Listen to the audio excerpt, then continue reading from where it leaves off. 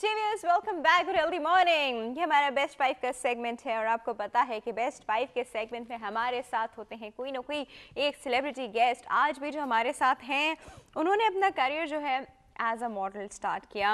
2007 में उन्होंने best model का अवार्ड भी विन किया। उसके बाद उन्होंने एक्टिंग में भी अब कदम रखा हुआ है और एक्टिंग भी कर रहे हैं। मॉडलिंग में आपने उनको बहुत देखा होगा, एड्स में आपने उनको बहुत देखा होगा। और हमारे पास मौजूद हैं आफाक इफ्तिखार साहब। अस्सलाम वालेकुम आफाक। वालेकुम अस्सलाम। कैसे हैं आप? अल्लाह का करम, बिल्कुल फर्स्ट बिल्कुल ठीक ठाक। आप बताएं कैसी? यार मुझे क्या होना है, मेरे तो थोड़ा सा थ्रोट खराब है, बाकी सब ठीक है। अच्छा आफाक, हमारा एक पोल का सवाल भी चल रहा है व्यूअर्स। हमारे पोल का सवाल है, आजकल के हिसाब से आपको क्या लगता है कि मेहमान रहमत है या जहमत? ये सवाल हम आफाक से भी करेंगे। वैसे तो आफाक का एक होटल का बिजनेस भी है और जहाँ पे मेहमान आते हैं तो वो उनके लिए रहमत ही रहमत होते हैं। We are not talking about that मेहमान right now, we are talking about the one that comes to your place. हाँ, देखें आजकल की जो लाइफ है वो बहुत ज़्यादा बिजी होती है। तो उसके अंदर इतनी बिजी लाइफ के अंदर अगर आप किसी के लिए टाइम निकालते हैं, उसके पास जाते हैं, क्योंकि आपके पास भी टाइम नहीं होता ऑफ कोर्स, या जो आपके पास आ रहा है उसके पास भी टाइम नहीं होता, वो भी अपना टाइम निकाल के आता है, तो मेरे ख्याल से वो रहमत ही होता है।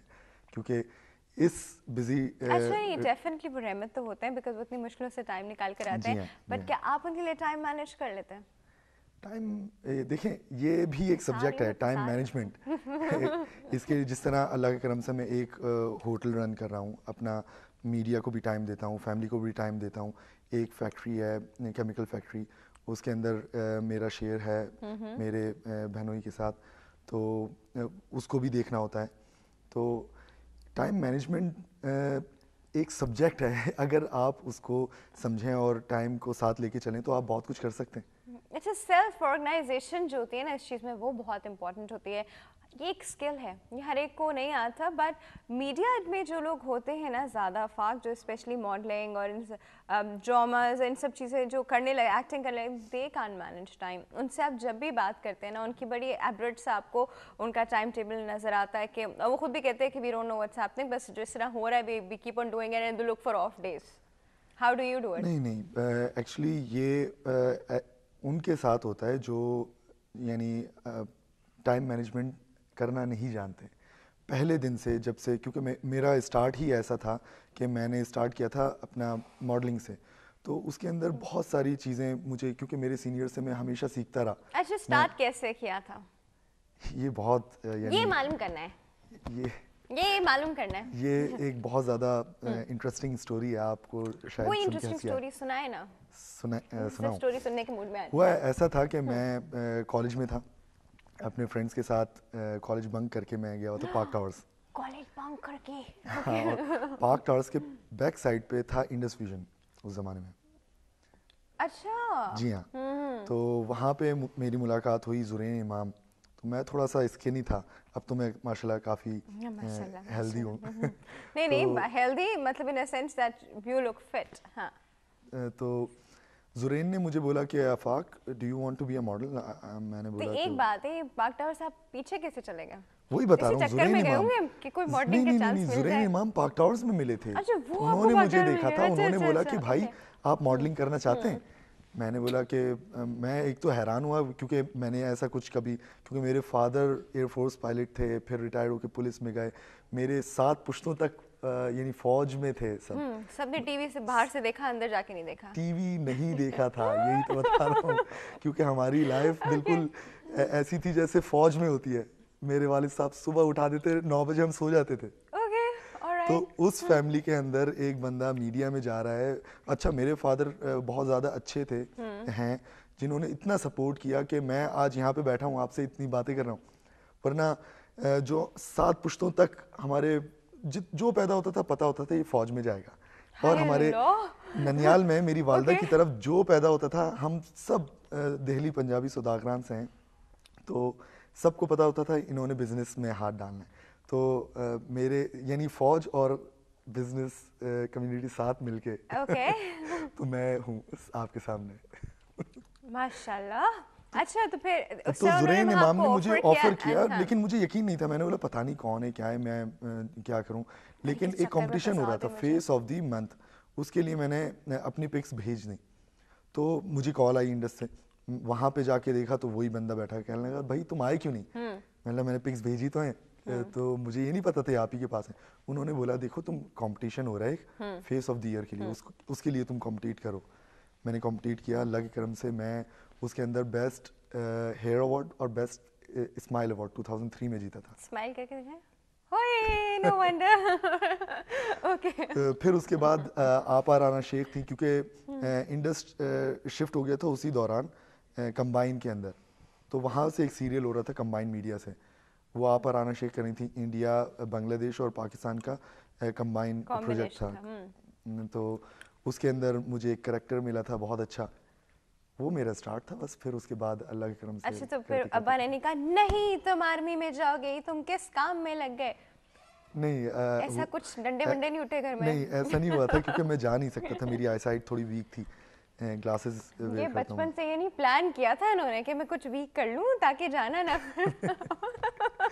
ऐसा प्लानिंग तो नहीं थी, लेकिन वो हो जाता है जो किस्मत में लिखा हो।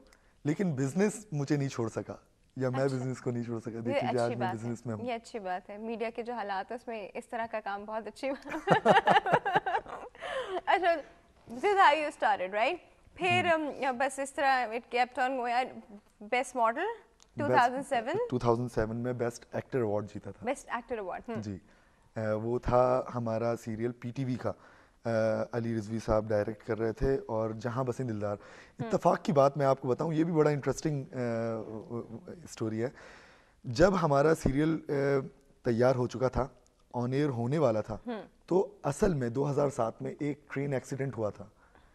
और उस ट्रेन एक्सीडेंट की वजह ये थी कि उसका जो वो जो लाइट वगैरह मैनेज कर रहे होते हैं, सिग्नल मैनेज कर रहे होते हैं, उसकी गलती थी। और जो हमारी स्टोरी थी उसमें भी वही सिग्नल जो मैनेज कर रहा होता है उसी की गलती होती है। और वो सेम स्टोरी और सेम जगह पे, और वो एक्सीडेंट जो असल हुआ था वो जहाँ हुआ था, हमारा जहाँ प्ले रिकॉर्ड किया गया था 4 महीने पहले, वहीं वो एक्सीडेंट हुआ। तो ये वजह थी कि वो बहुत ज़्यादा नोटिस किया गया था वो प्ले, और उसके अंदर मुझे अवार्ड मिला परफॉर्मेंस के ऊपर। काजी वाजिद साहब, कामरान जिलानी और मैं, हम लोग जेब कतरे बने हुए थे उसमें। तो ऐसी स्टोरी है कि मैं किसी की जेब काट काम करके बहुत बहुत अच्छा लगा। और ऐसा काम करके बहुत अच्छा लगा। नहीं, जेब काटते थे नहीं, ऑफ कोर्स नॉट, लेकिन वो प्ले बहुत अच्छा था। उसके अंदर यानी स्टोरी इतनी अच्छी थी कि हम खुद यानी बहुत ज़्यादा उसके अंदर इन्वॉल्व हुए थे। आप देखें कि एक ऐसा शख्स जो जिंदा हो कुछ देर पहले और आप उसके साथ कुछ गलत कर दें, फिर आप वो यानी तमाम लोग मरे पड़े, और यानी बहुत बहुत दुख वाली स्टोरी थी, सैड स्टोरी थी। फिर हम लोग चेंज हो जाते हैं, कामरान जिलानी और मैं छोड़ देते हैं वो काम, बुरा काम। और जो लोग हमारी वजह से यानी जिनके साथ हमने गलत किया होता है और वो मर चुके होते हैं, फिर हम उनके घर पे जाके कंपनसेट करते हैं और उन लोगों के साथ यानी उनकी फैमिलीज़ को सपोर्ट करते हैं, कारोबार स्टार्ट करके देते हैं, इस तरह करके इस टाइप की स्टोरी। वाह वाह वाह, अच्छा, okay, that is very nice. अच्छा, तो ये सफ़र आप कैसा चलता होगा? अगर माशाल्लाह now you are into full fledge acting में, you are into that, and besides उनका एक होटल भी है, restaurant actually, and family business भी है, विच इज़ वेरी नाइस। इन सब चीज़ों के बीच में आपने कहा था ना कि आप बहुत ही लीन थे, पतले थे, दुबले थे, तो ये जान शान कैसे बनाई? क्या खाते हैं? देखें, एक तो एज फैक्टर है। अब मैं कॉलेज वाला लड़का नहीं हूँ, और दूसरी चीज़ मतलब ये है 40-50 साल के होकर तो इंसान नहीं, ऑफ कोर्स नॉट। ऐसे मजे से एज फैक्टर बोला कि नहीं, यानी अब वो लड़कों वाली एज तो नहीं है, यानी लड़का तो हूँ लेकिन वो वाली एज स्कूल कॉलेज वाली नहीं है। फिर आ जाता है होटलिंग। एक होटल का ओनर होते हुए जहाँ पे आपके पास जितनी कढ़ाइयाँ बननी है, चक्के तो देखनी है। जी हाँ, That is the reason? जी हाँ, क्योंकि मैं नहीं चाहता कि मेरे क्लाइंट के पास जाए और वो मुझे कोई कंप्लेन दे, तो मैं खुद चेक करता हूँ कि इसके अंदर कोई कमी है तो वो पूरी करवाऊँ। तो ये वजह है कि मैं खाना नहीं खाता, सारा दिन बस चखता रहता हूँ, पेट भर जाता है। I'm sure, because जितने हिसाब से वहाँ कढ़ाइयाँ खाने बनते हैं। जी हाँ। क्या मैं नाम तो नहीं लेने वाली थी रेस्टोरेंट का, चलो बचा तो इसी बात पे हम लेंगे जी एक छोटा सा ब्रेक। फिर आप लोग कहीं नहीं जाएगा, विल बी राइट बैक।